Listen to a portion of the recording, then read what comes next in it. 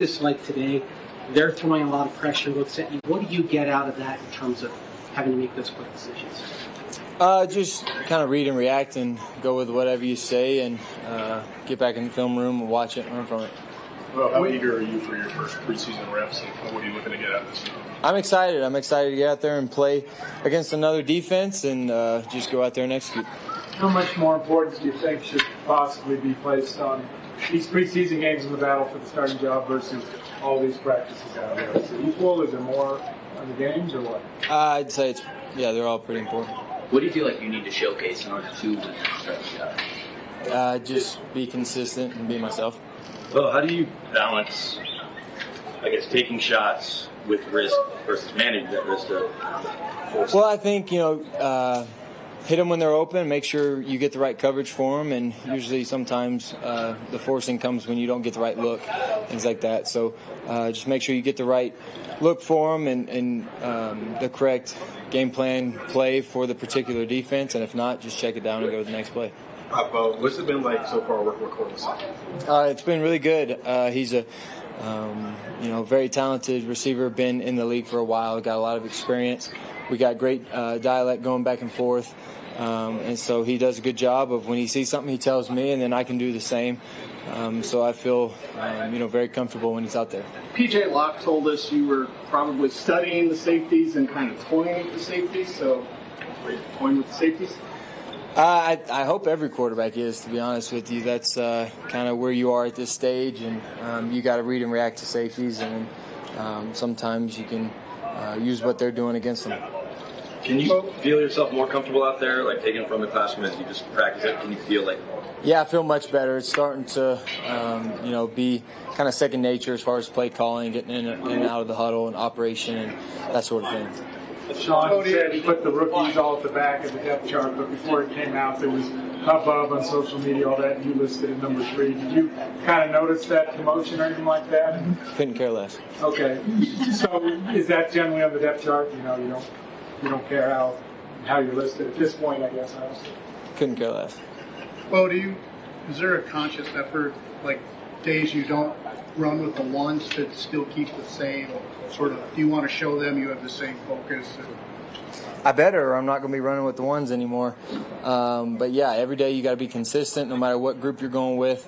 Go out there and do your best and make sure you're operating at a high level. I guess, have they ever said, like, you got to lead all the time type of thing? Yeah, no matter if you're in the cafeteria or if you're in the training room, quarterback's job is to be a leader at all times and get everybody going in the right direction. And so it starts off the field, and when you get on the field, making sure your operation, your huddle, whatever group you're going with looks the best. Well, what's been your impression of Luke Wattenberg? You've gotten to know him, working with the Washington guy there under center. Yeah, really smart, very athletic up front.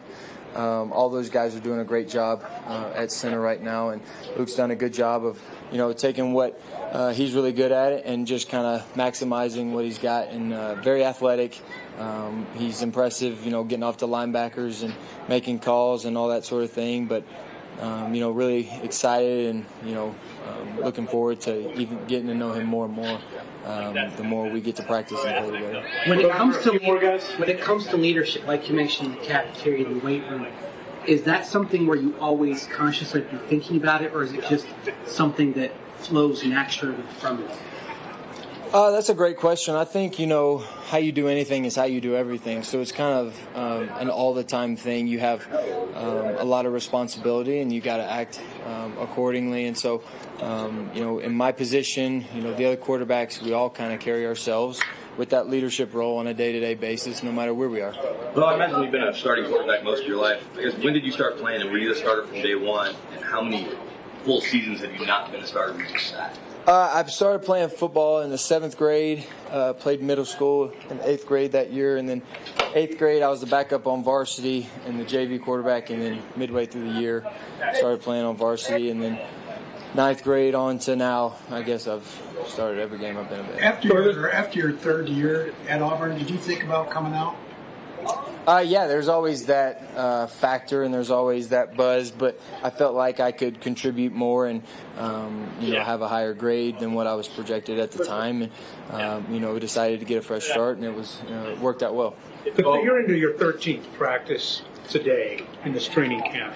Has the speed of the game slowed down at all, or is there so much installing going on still that you're basically with your head on a square? I think the game has started to slow down a little bit. I've started to feel, very comfortable with the base install, and there's a lot more plays that I'm comfortable with than not. So that definitely helps. And then the more I see on defense, the better it's going to get for me, I think, moving forward. Let's do Susie and James, please. A couple weeks into this now, how different is NFL camp compared to where you were with college? You're not going to school, but you're still studying.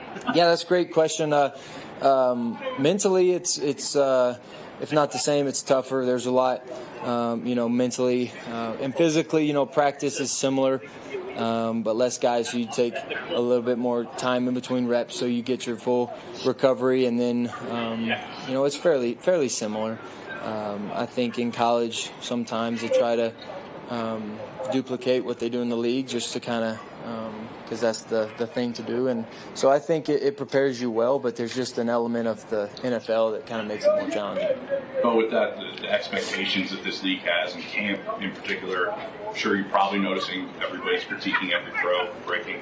How do you handle expectations, because they're huge here? How do you compartmentalize that? Yeah, that's a great question. Well, one is not looking at it, not seeing what everybody says, and not trying to go out there and find it. And at the end of the day, nobody has a higher expectation than myself. Nobody has a higher standard for how I play than me. So I think that's just kind of the most important thing is you're not falling back on those that we're just seeing parts of it. You're truly, internally challenging yourself and trying to be the best that you can be. And most of the time, they can see a throw and they may know about 25% of what actually was going in that throw. So I don't necessarily want to put too much into the outside noise and just continue to play my game. And I think I learned along the way you're going to miss one often, and so you just got to move on, and I feel like I've been better at moving on and just not letting it bother me and affect the next play.